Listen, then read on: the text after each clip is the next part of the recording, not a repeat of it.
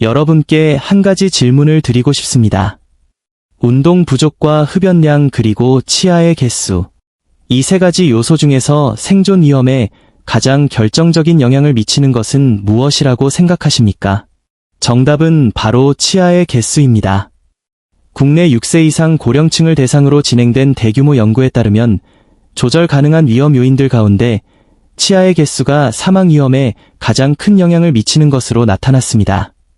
그 다음이 운동 부족이었고 세 번째가 흡연량이었습니다. 결국 치아 건강은 신체 활동이나 금연보다도 더 중요한 생존 지표일 가능성이 큽니다. 치아가 사라지면 제대로 씹을 수 없게 되고 저작 기능이 저하되면 고기나 채소를 충분히 섭취하지 못하게 됩니다. 단백질 공급이 부족해지면 근육이 점차 약해지며 근력이 떨어지면 낙상사고나 일상생활의 어려움을 겪을 위험이 급격히 커집니다. 결국 치아는 건강한 몸을 유지하기 위한 기초 자산과도 같은 존재입니다. 수도나 전기처럼 평소에는 그 소중함을 잘 느끼지 못하지만 한번 문제가 생기면 삶의 전체 기능이 정지되어 버리는 것과 같습니다.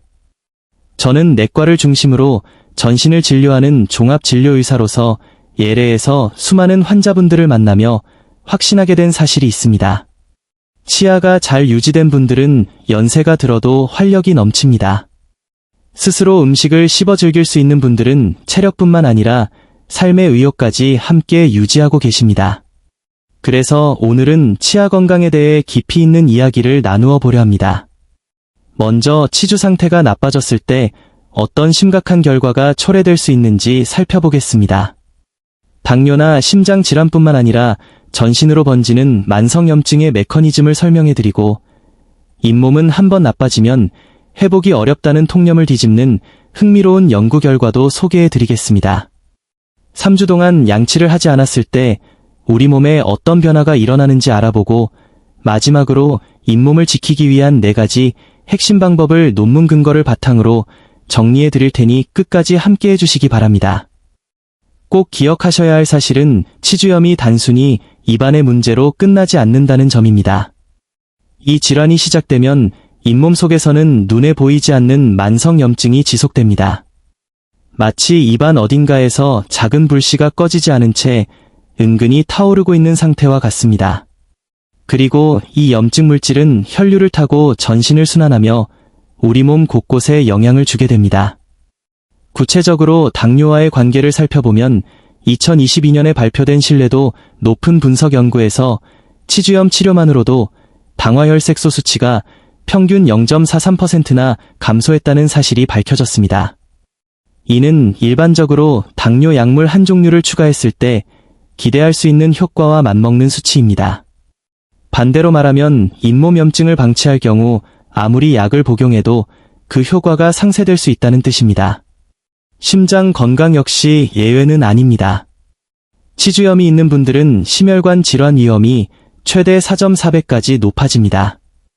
잇몸에서 시작된 염증 물질이 직접 혈관벽을 손상시키기 때문입니다. 더 나아가 중증 치주염은 알츠하이머형 치매 위험을 약 2.85배 높인다는 보고도 있습니다. 구강 내의 염증이 뇌까지 도달하여 부정적인 반응을 일으키기 때문입니다. 뼈 건강과도 밀접한 관련이 있습니다. 치주염은 치아를 지탱하는 뼈를 녹이고 골다공증은 전신뼈를 약하게 만듭니다. 결국 두 질환 모두 뼈가 무너지는 공통된 특징을 가지므로 골다공증이 있는 분들이라면 치주 상태를 반드시 함께 점검해야 합니다. 특히 고령층에서 주의해야 할 질환은 흡인성 폐렴입니다. 구강 내 세균이 폐로 잘못 들어가 감염을 일으키는 이 질환은 전문적인 구강 관리를 받는 것만으로도 발생률을 39%, 사망률을 50%까지 낮출 수 있습니다. 구강 위생이 단순한 습관을 넘어 생명과 직결되는 이유입니다. 실제 진료 현장에서도 철저한 식단과 약물 관리에도 불구하고 혈당이 조절되지 않던 환자분이 치주염 치료를 통해 수치가 안정되는 사례를 자주 목격합니다. 치주염은 단순히 치아가 빠지는 문제가 아니라 전신을 무너뜨리는 염증의 시작점입니다. 그렇다면 이미 나빠진 잇몸을 되돌릴 수 있을까요? 잇몸 질환은 표면만 부어있는 치은염과 뼈까지 손상된 치주염으로 나뉩니다. 치은염 단계라면 올바른 관리로 원래 상태 회복이 가능하지만 치주염으로 진행되어 구조가 파괴되면 완전한 회복은 어렵습니다. 따라서 초기 관리가 무엇보다 중요합니다. 이제 과학적 근거를 바탕으로 잇몸을 지키는 4가지 핵심 방법을 말씀드리겠습니다. 첫 번째는 치간 칫솔의 사용입니다. 일반 칫솔만으로는 닿지 않는 치아 사이의 사각지대에 세균이 쌓이고 염증이 시작됩니다. 연구에 따르면 치간 칫솔을 병행할 경우 잇몸 출혈 위험이 크게 감소하는 것으로 나타났습니다. 두 번째는 전동 칫솔의 활용입니다. 일정한 속도와 압력으로 세정력을 유지하는 전동 칫솔은 수동 칫솔보다 잇몸 건강 개선율이 약 3.4배 더 높다는 데이터가 있습니다. 세 번째는 정기적인 치과 검진입니다. 치주염은 통증 없이 진행되는 경우가 많으므로 아프기 전에 방문하여 치석을 제거하고 상태를 점검해야 치아 상실 위험을 낮출 수 있습니다. 마지막으로 흡연과 당뇨 관리입니다. 흡연은 잇몸 혈류를 줄여 회복을 방해하므로 전신 염증을 줄이기 위해서는 생활 습관의 개선이 필수적입니다. 치아는 우리 몸의 기반입니다. 노년기에도 자신의 치아로 음식을 즐길 수 있다는 것은 삶의 질을 결정하는 가장 중요한 요소입니다. 오늘 밤부터 치간 칫솔을 사용하거나 검진 일정을 잡는 작은 실천을 시작해 보십시오. 그 변화가 10년 뒤, 20년 뒤 여러분의 삶을 완전히 바꿀 것입니다.